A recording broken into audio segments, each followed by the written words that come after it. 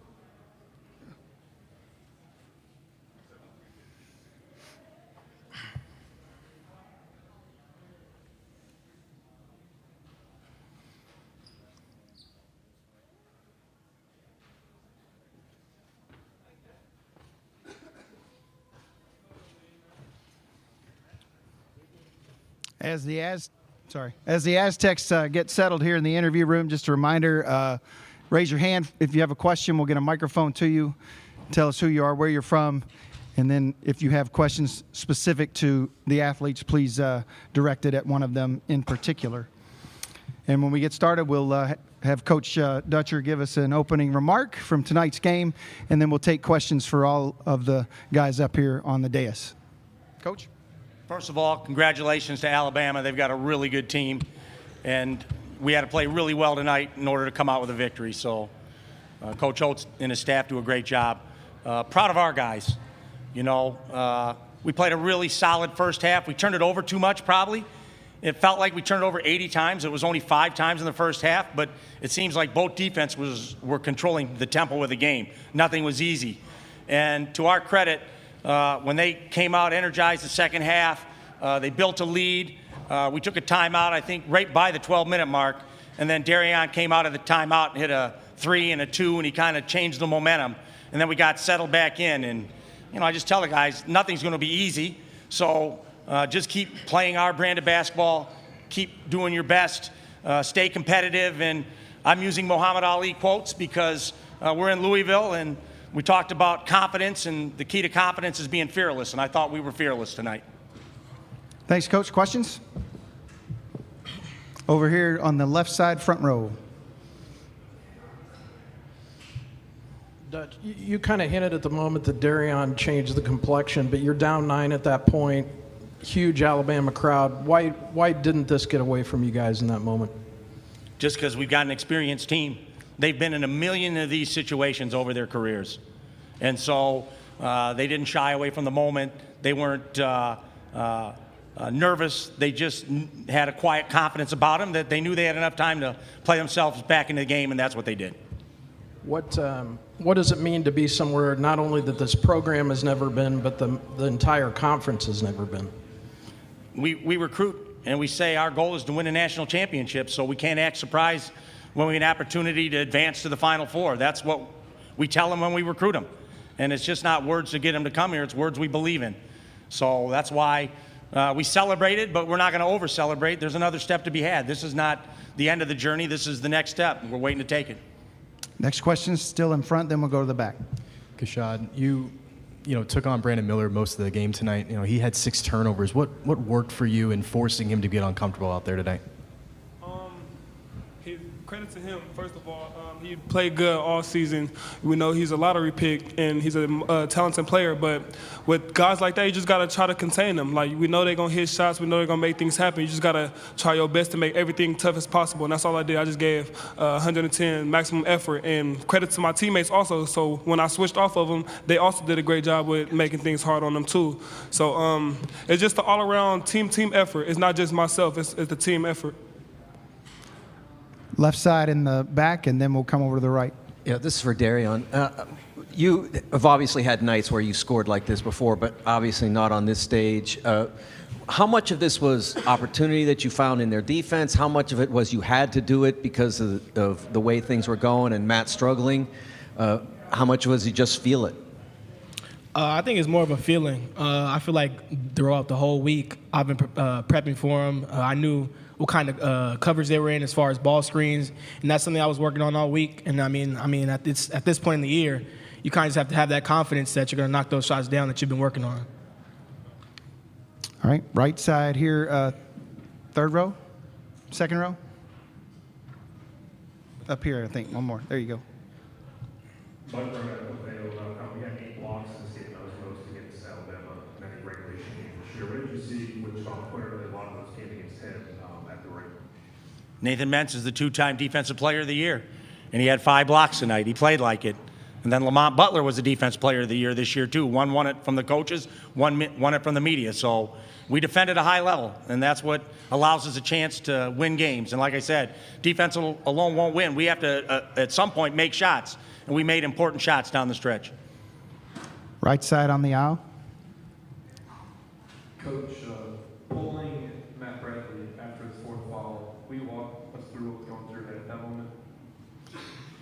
I mean, we're not a one-player team. Like, Matt is a go-to guy for us, but we're deep. I've said that about our team. And so when he's not in the game, I'm not uncomfortable that we're not going to have an ability to score the ball. The thing I like best about Matt is he missed a lot of looks early in the game that I thought were clean looks. And to his credit, he didn't let that bother him. He stepped up at the end of the game and made some really important looks. Coach, we'll go back here on the left side, front row, and then we'll come back to right. For Jaden and Darion, what you guys transferred to San Diego State for just this kind of opportunity. For both of you, you know, given that decision, just the payoff, and what goes through your head when you hear the phrase Elite Eight? I think it's great. Like Coach Dutch said, when he recruited us, you know, we trying to go to the national championship. So like this is a step on the way there. But I mean, it's a great accomplishment, and I mean, to be one of the teams you said in the conference and in our history to make it is pretty cool. Yeah, just like you said, it's a blessing. Coming here, I mean, this is all we really talked about is win the conference championship, win the conference, and then the conference tournament, and then making a deep run in March. So, I mean, it's just a blessing to be here, and it feels good to see that our hard work is paying off.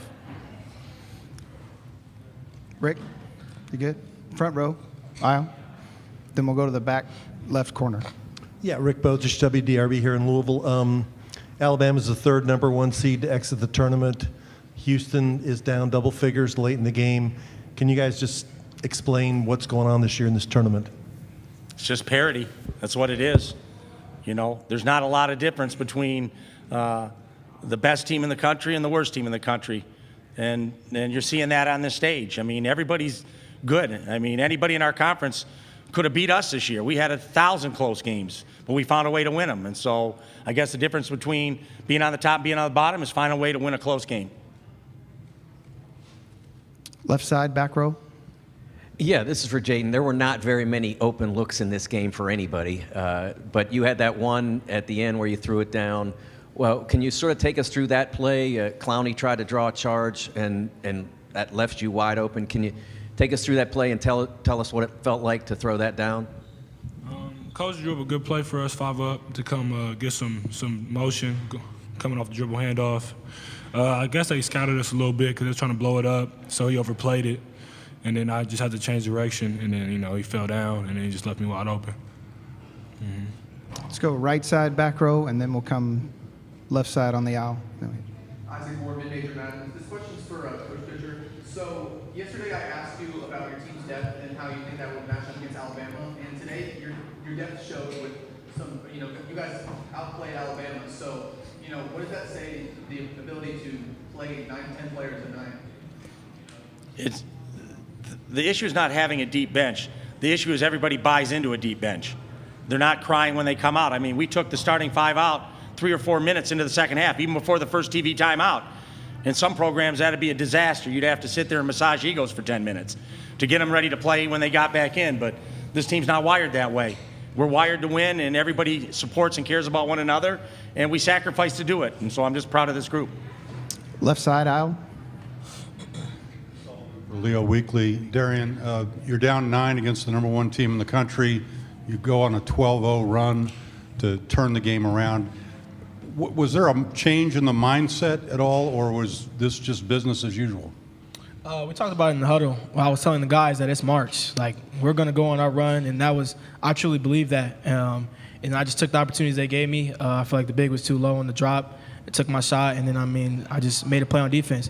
And then from there, our team was in it, and that's when the momentum changed. Question. Left side middle. Mark Ziegler, San Diego Union Tribune. If all 3 of you players could answer this, all season, from the beginning of the season, you said we're making a deep run in March. A couple of you said Final Four. Some of you said national championship. Do you think anybody outside your team believed you? And why were you saying that back then?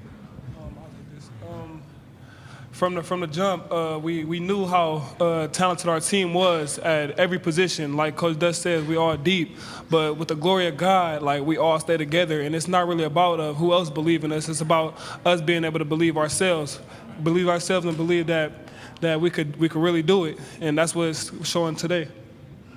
Yeah, just echoing what Keyshawn said. Nobody ever believes when you set big goals. We believe, and that's why we're in this position that we are in now, and we're going to just keep pushing. It's believing. We're a very good team. I feel like Dutch talked about it a lot, our depth and just the DNA of our team. I feel like we can beat anyone in the country. We let it all hang tonight. Guys, thank you. We're out of time. We appreciate your time tonight, and Thanks, congratulations. everybody. Thank you.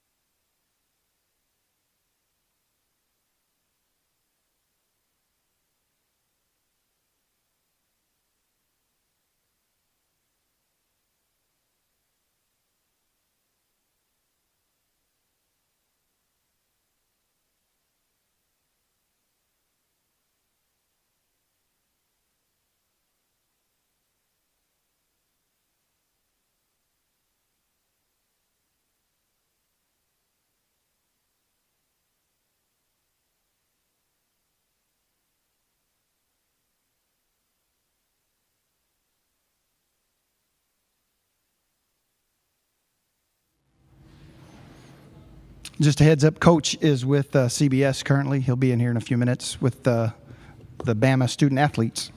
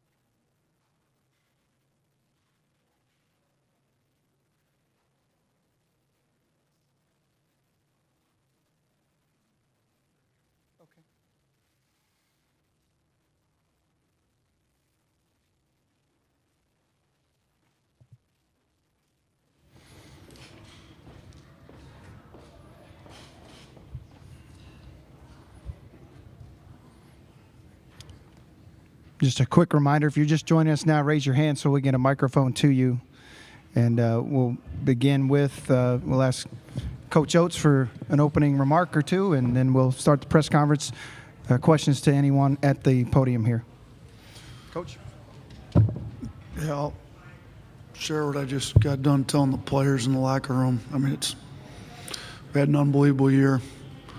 Everybody's really disappointed in the loss. It ended too soon. San Diego State's a very good team when you get to the Sweet 16. All the teams are good at this point. They're tough, physical, veteran group. It's a huge accomplishment to get to the Sweet 16. Coach, appreciate it. Questions for anyone? Start over here on the left side, second row. Hey, Coach. Joey Blackwell, BamaCentral.com. You guys came out after halftime with really good energy. You had that run, jumped out ahead. I was just wondering, what kind of happened after that? Yeah, I think we started a 17-6 run to put us up 9. Then as soon as we got up 9, they went on a 12-0 run. Trammell had 8 of those 12 points. Our defense on him wasn't good. We had some turnovers that, fueled some. We didn't score a point in transition this game. They had 8. I think they had some in that run. Just, I thought we did a great job coming out of the half, ready to play, and they're a really good group with some veteran players. I mean, they definitely got experience, and they got down 9 and came out and turned it right around. So we got to give them a lot of credit. Let's go to the back row on the right, and then we'll come up to the second row. NBC 13 in Birmingham. For Coach Oates and Brandon, just overall this whole season, how would you guys summarize it in a few words? Just, I know, Brandon, you talked about how close you got with your teammates through everything. I think it was a pretty successful season. Made it to Sweet 16. It's probably one of the biggest tournaments I've ever played in my life. I think we really just came to have fun, really, and just compete at a high level. Yeah, I mean, I'll say it's one of the most memorable seasons ever. I mean, it's not easy to win the regular season, the SEC tournament the same year, make a Sweet 16 run. It's a great group that really loves each other. I mean, they're going to be close for life, most of them. So, I love the group. They love each other, and it's just really disappointing that it's ending early, but I think it's one of the most memorable seasons in Alabama history, and they can walk out of here with their heads up. Then we have right side, second row, and then we'll go to the third row.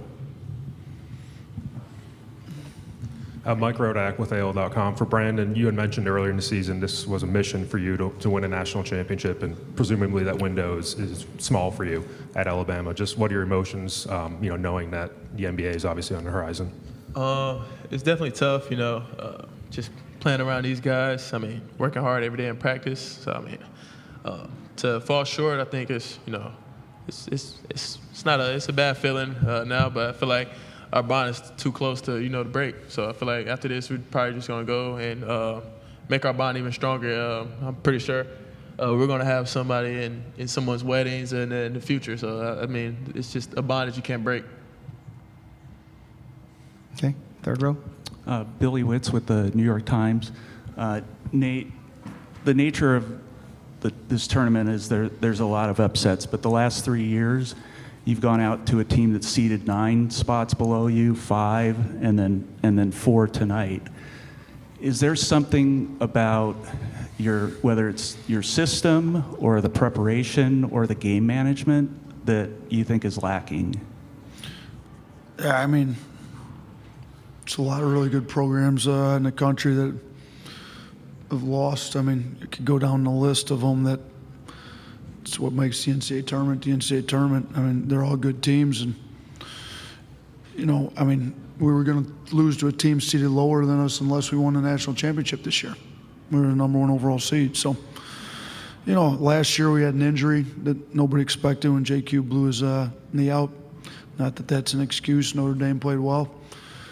Year before that, we went 12 of 25 at the free throw line. It goes to overtime. You shoot 60% instead of less than 50, you probably win that game. This year we're 3 of 27 from 3, and I know we take a lot of threes, but the system worked for the entire year. It's, it's one of those deals where I'm going to go back to the drawing board, see what I can get better at. We're going to try to recruit really good players, and a lot of programs would love to be in the NCAA tournament 3 straight years. A lot of them would love to have won the SEC regular season tournament twice in the last 3 years. We're doing pretty good things at Alabama, and we're going to continue to get better. Front row, left side, I believe. Nate, James Benedetto with Tide Illustrated. It was a physical game tonight with San Diego State really trying to impose their will, especially in that full court press. Just what wasn't working in trying to break that press? You know what, I don't know if the press caused as many problems. We had 14 turnovers. I'd have to go back and see how many were actually against the press, but their physicality definitely bothered us in the half court for sure. They kind of got us off our drives. Mensa ends up with 5 blocks. They had 8 blocks on the game. We needed to do a little bit better job being able to make better rim decisions. But yeah, and they're tough, physical, big, strong, experienced team, and we, especially in the first half, we didn't come out prepared. And that's somewhat on us, and somewhat the players have to get comfortable with the way they play. We've had that happen before, but I thought they did a great job in the second half, and then our defense just wasn't quite good enough and to overcome the poor shooting night. Third row on the left side. Mark Ziegler, San Diego Union Tribune. For all 3 players, similar question. What did San Diego State do to you guys? I mean, you've played very well all season. You're 3 of 27. You're 3 of 19, maybe, Brandon. I mean, what were they doing defensively that maybe you guys hadn't seen or better than other teams had done? I think we came in this game prepared as much as we can possibly. I think our shot making could have been better. Our shot choices could have been better. But I mean, it's just San Diego's a good group of guys. They're vets, so they have a lot of experience. I feel like they came out and played hard, so that's what it is. Yeah, I agree with Brendan. Yeah, just picking back off what Brandon said. I mean, we didn't make shots. They made some tough shots, and that's just how basketball goes. You win some, you lose some. Time for one more question. Kind of building off that, Brandon, it's clear that your passing can fire you up, bring some energy. How did they make it tough on you to facilitate tonight?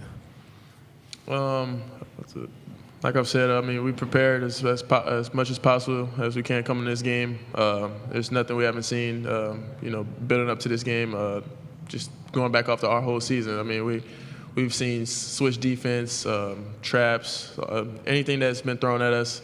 I feel like just the passing ability, I feel like it just comes natural and just builds my team and myself up to give the energy that we need. Okay, guys, thanks for your time tonight and this week. Appreciate you.